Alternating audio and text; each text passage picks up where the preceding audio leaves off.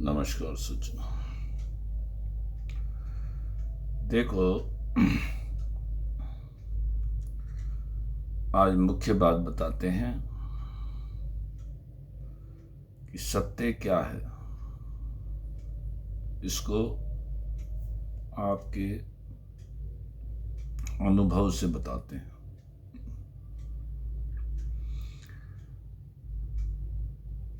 जो अहंकार ने सत्य बनाया है वो सत्य नहीं है। वो सच भी असत है और असत भी असत है। जो इस मैंने बनाया, इस मैंने अमरता खड़ी करी है, भगवान खड़े करे, वो सब झूठे हैं। असली सत्य तो ये है कि आप कहते हैं शरीर बना रहे, पदार्थ बने रहें और प्रतिकूलता ना रहे, प्रतिकूल वृत्तियां ना रहे। अगर आपको प्रतिकूल लगती हैं, आप सत्संग से जुड़े हैं, क्योंकि देखो सफ़ेद चादर में काले धब्बे दिखाई देते हैं। ये मैं काली चादर है, इसके साथ मिलके रहेंगे तो हमें अपने सफ़ेद धब्बे दिखाई नहीं देंगे। तो हम सत्य संकल्प ऐसे हैं जैसे एक व्यक्ति कल्प वृक्ष के नीचे बैठा था, बहुत थक गया था।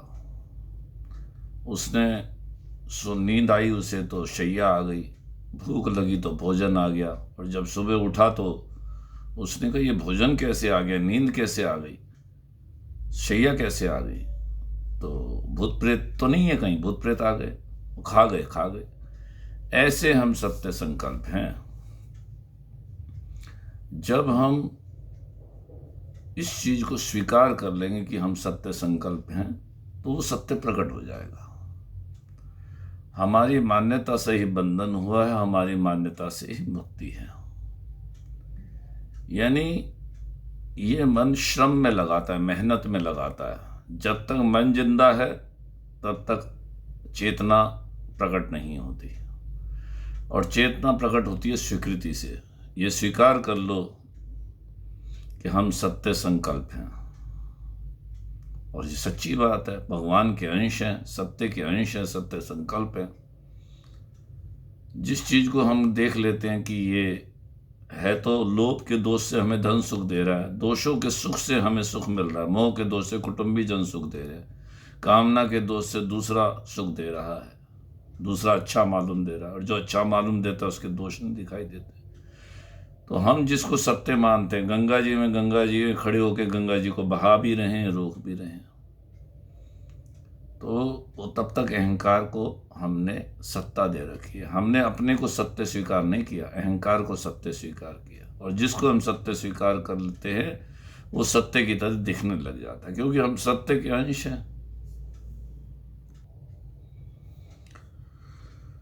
इसलिए इस बात को बड़ा ध्यान से समझें कि हम सत्य के अंश, सत्य संकल्प।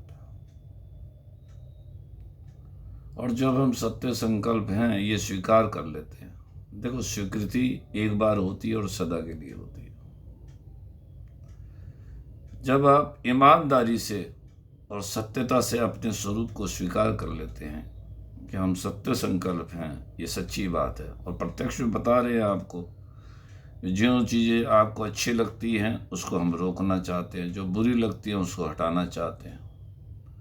मान लिया जाए पृथ्वी फूलों की बनी है, ठीक है ना, ऊपर गंगा बह रही है, तो पृथ्वी ये भूल गई मैं फूलों से बनी हूँ, स्थायी फूलों से बनी हूँ, पृथ्वी ये भूल गई।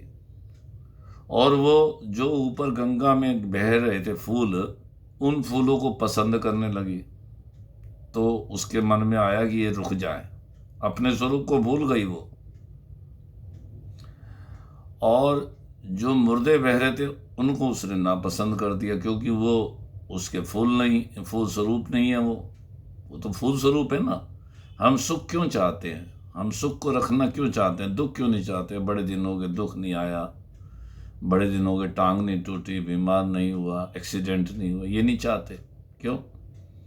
क्योंकि हम सुख स्वरूप हैं, हमारे हृदय में बड़ा भारी सुख विराजमान है, जिसे गीता कह रही है, यम लब्ध्वा चापरम लाभम मन्यते नादिकम ततः यस्मिन् स्थितो न दुखे न गुणापि विचाल्यते। जिस लाभ की प्राप्ति होने के बाद ऐसा कोई दूसरा लाभ हो सकता है, ऐसा मानने में नहीं आता। वो लाभ हमारे हृदय में स्थित है। इतना भारी सुख है कि आपके शरीर को दो पहाड़ों के बीच में दबा दिया जाए और शरीर के टुकड़े टुकड़े कर दिए जाएं, पर आपके आनंद में कोई कमी नहीं आती। वो आनंद हमारे हृदय में विराजमान है। इसलिए आप इस चीज को स्वीकार कर ले, क्योंकि श्रम तो बहुत करते हैं आप। हम हर इंद्रिय को थकाते हैं, मन को भी थकाते हैं, बुद्धि को भी थकाते हैं, शरीर को भी थकाते हैं, क्योंकि उसके अंदर सुनने का सूची नहीं है, स्वीकार करने का सूची नहीं है। वो तो केवल रिकॉर्ड करता है और रिकॉर्ड को स्वीकार मान लेता है, प्रतिक्रिया को निर्णय मान लेता है। निर्णय हमेशा ज्ञानपूर्वक होता है। ये मन एटम बम है, एटम बम को मालूम नहीं है कि मैं निर्दोष जापानियों में नहीं गिरूंगा, वो तो गिर गया। उसे निर्दोष सदोषता को कोई पता नहीं है।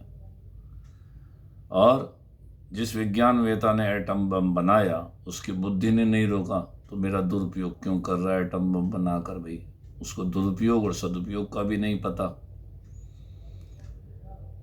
इसको पता कुछ नहीं है, क्योंकि ये झूठा है ही नहीं। वो कैसे पता चलेगा? वो तो रिकॉर्ड कर ली उसने जानकारी, वो फाइलें खोल खोल के बताता है कि ये मुझे पता है, ये मुझे पता है।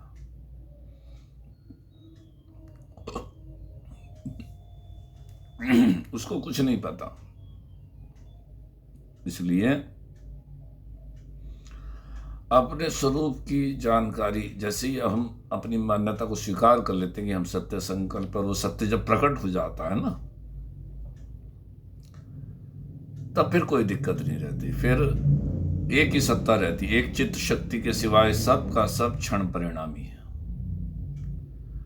देखो, पहले कर्ता सुधरेगा कि कर्म सुधरेगा? तो पहले कर्ता सुधरेगा। भगवान ने अर्जुन को गीता सुनाई, लेकिन अर्जुन बाद में कहता है कि मैं भूल गया।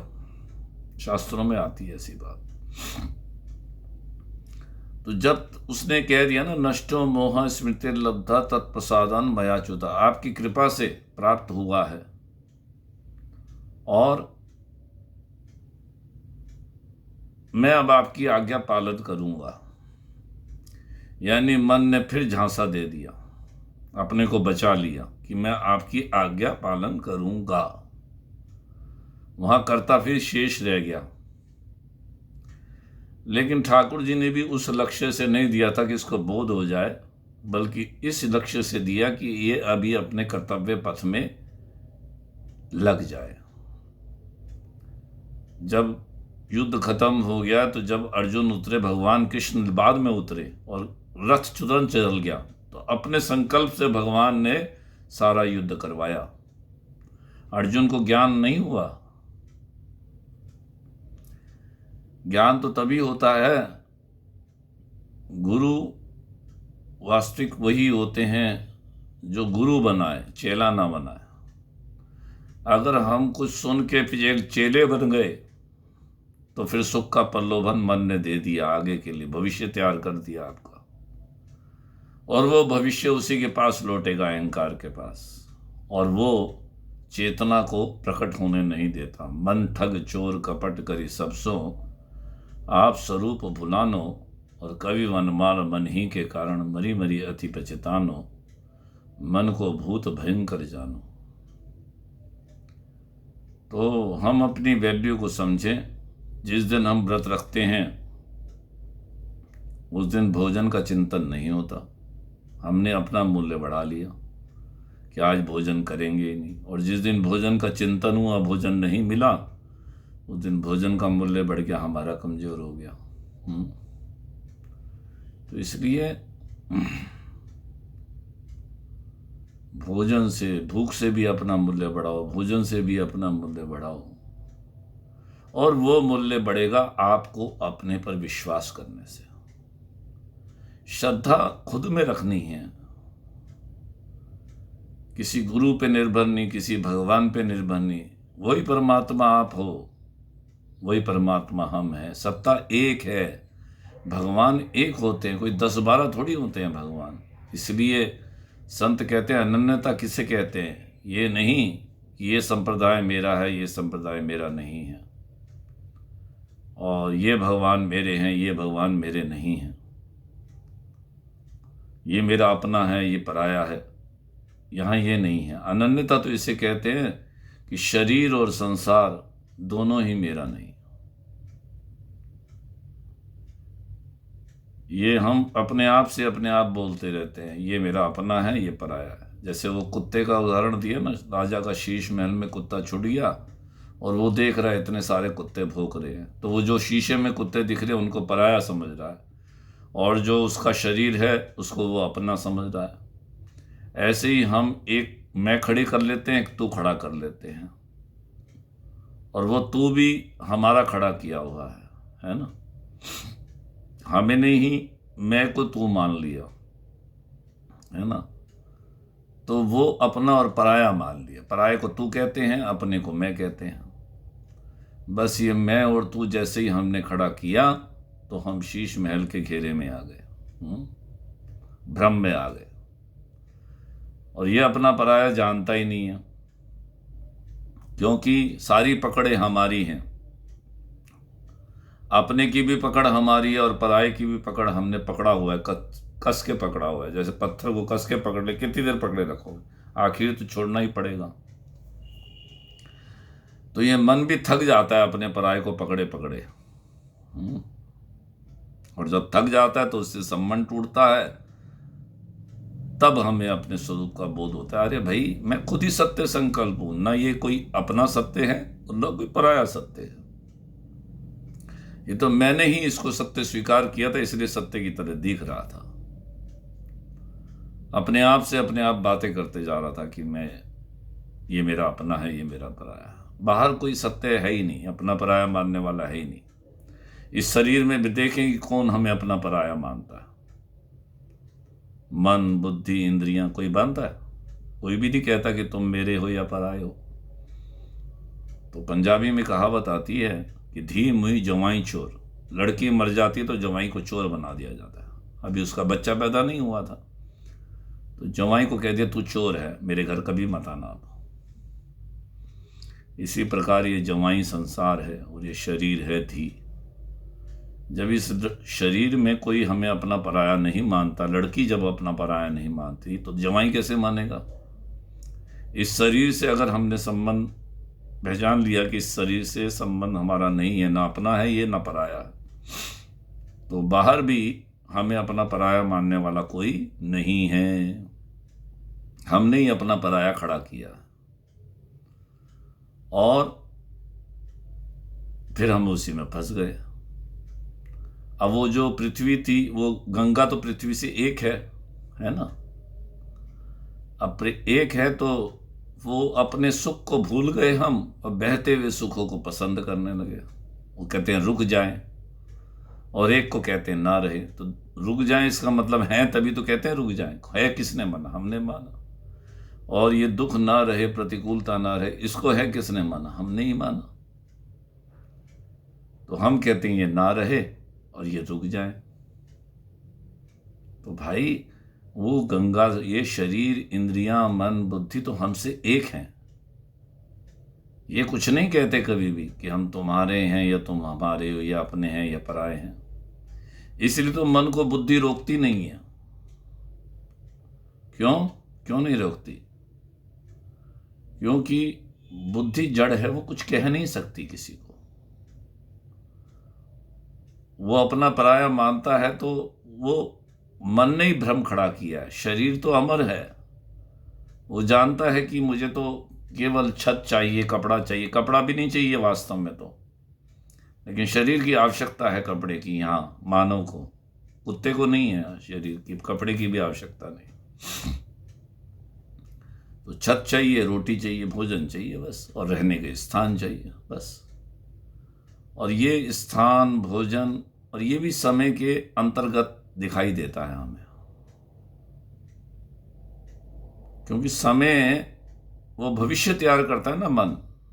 तो समय भी मन की उत्पत्ति है, मानसिक फेम होना है समय, बाहर कोई समय नहीं है। जैसे बताया ना, भोग हम नहीं भोगते, भोग रहे हमें भोग, समय कभी नहीं बीतता, बीत रहे सब लोग।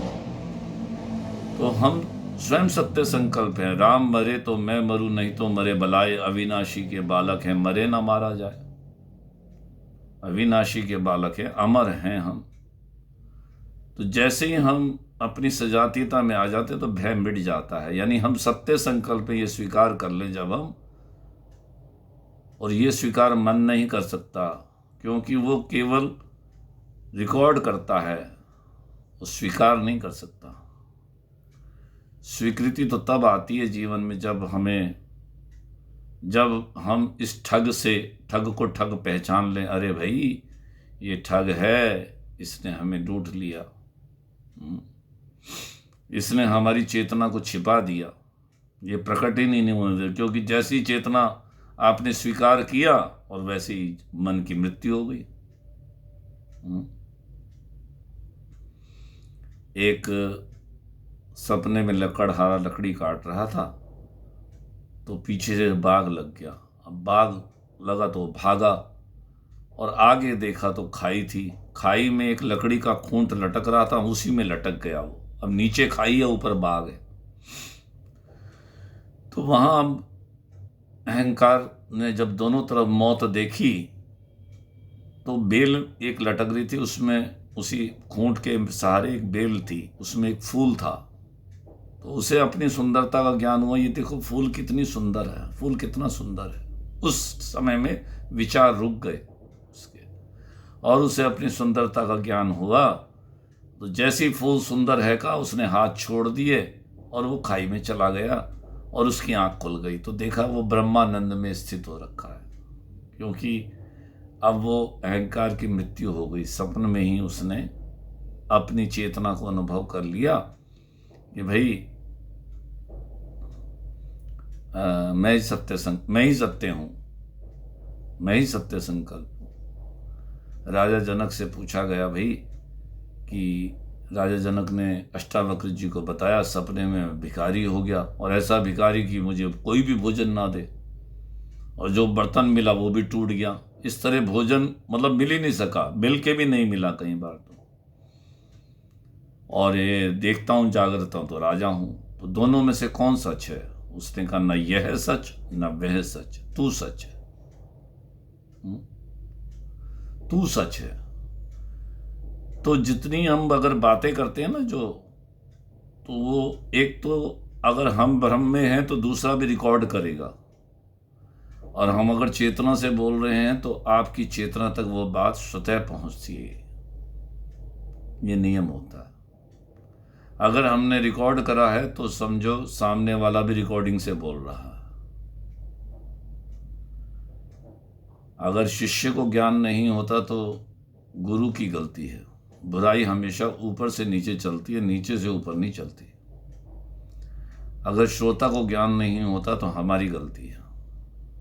कहीं ना कहीं हम रिकॉर्डिंग बोल रहे हैं, हम चेतना से नहीं बोल रहे। और चेतना से बोल रहे हैं तो आपकी ताकत नहीं है, आप स्वीकार ना कर सको। सत्य को तो नाक रगड़ के स्वीकार करना पड़ता है। बस दर्पण के आगे आ जाओ आप, तो आपको चेहरा दिख जाएगा, क्योंकि आप रुके हुए हो। ये मन चलता हुआ है, चलती हुई चीज दर्पण में दिखाई नहीं देती। तो जो अहंकार से सुनेगा उसको अपनी छवि दिखाई नहीं देगी। वो सफेद चादर से एक नहीं हो सकता, क्योंकि प्रेम समानता में होता है। मेले में जाते ना, व्यापारी व्यापारी से मिलता है, जुआरी जुआरी से मिलता है, सटोरी सटोरी से मिलता है। ऐसी आप बातें तभी श्रवण कर पाओगे जब आप अहंकार से अपना स्पेस दोगे, थोड़ा सा उसको भूत और भविष्य के पुल से अपने को स्पेस देकर सुनोगे, तब आपकी और हमारी समानता होगी, क्योंकि हमें तो ये सदा के लिए ज्ञान हो चुका है कि अमरता की संतान हैं, हम स्वयं सत्य संकल्प हैं।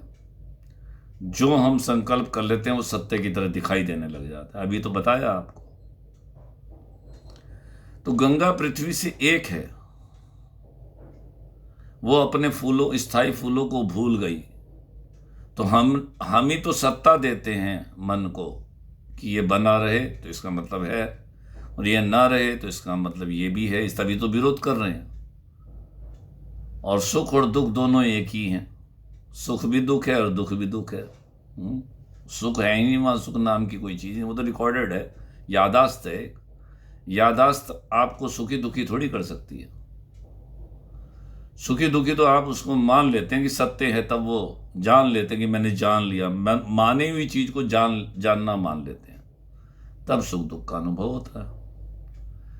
तो हमने ही सत्ता दी और हम ही भयभीत हो रहे हैं। वो हमसे एक है, हमारे ऊपर है, हम ही तो अपने को अलग मान रहे हैं उससे, मैं मान रहे हैं, और हम ही भयभीत हो रहे हैं।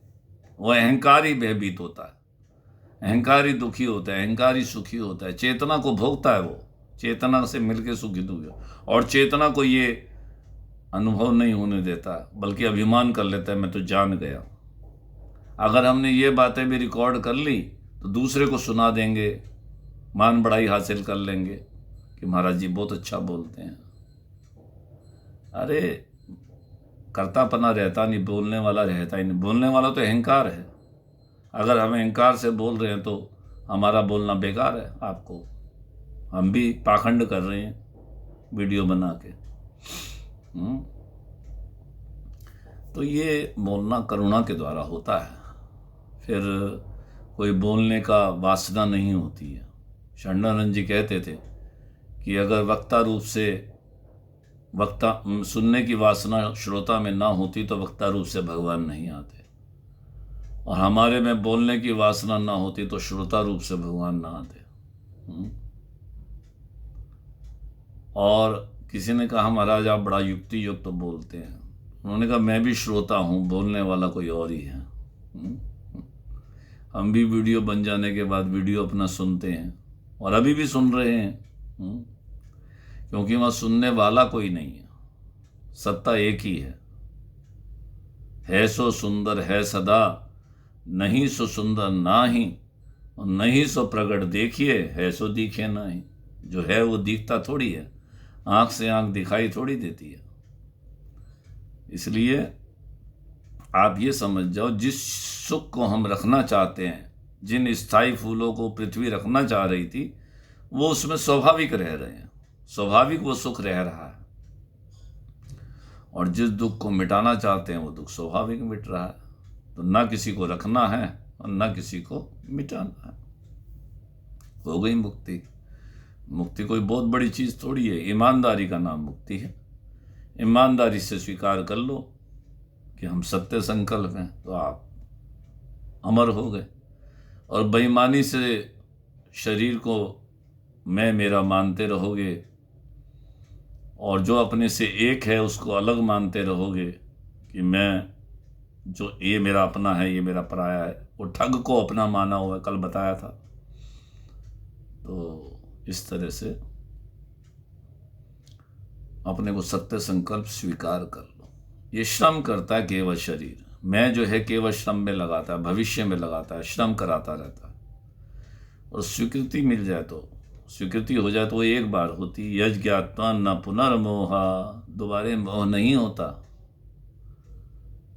और कई बार लगता है कि हम मुक्त हो गए, फिर वासी बंधन में आज, तो वो अहंकार का कार्य है।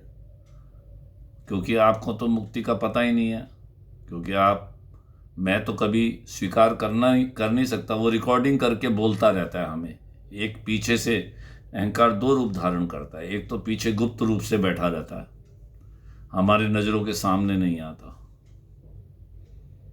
और एक जो है श्रोता रूप से, एक वक्ता रूप से अपने आप बातें करते रहते हैं। बाहर कोई कुत्ता जैसे शीश महल का अपने आप बातें करता रहता है, ऐसी हम भी करते रहते हैं अपने आप बातें। ये अपना है, ये पराया है, ये अपना, जो जीवन भर अपने आप से बातें करते रहते हैं, मिलता कुछ भी नहीं है। क्योंकि अपना पराया वो जानता ही नहीं है कि कौन अपना है कौन पराया। हम्म?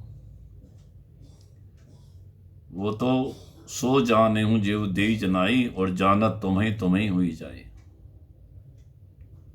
वो तो सत्य को स्वीकार करते ही सत्य स्वरूप हो जाता है। फिर ना मैं रहता है ना तू रहता है, ना गुरु रहता है ना भगवान रहता है। वो स्वयं ही गुरु हो जाता है, स्वयं ही भगवान हो जाता है, अद्वैत हो जाता है। वहां पर कोई अहंकार की सत्ता ही नहीं है ना। इसलिए नशा ऐसा कीजिए जैसा अंधाधुंध, लोग तो जाने मर गया और आप करे आनंद। तो ये बात है। नमस्कार।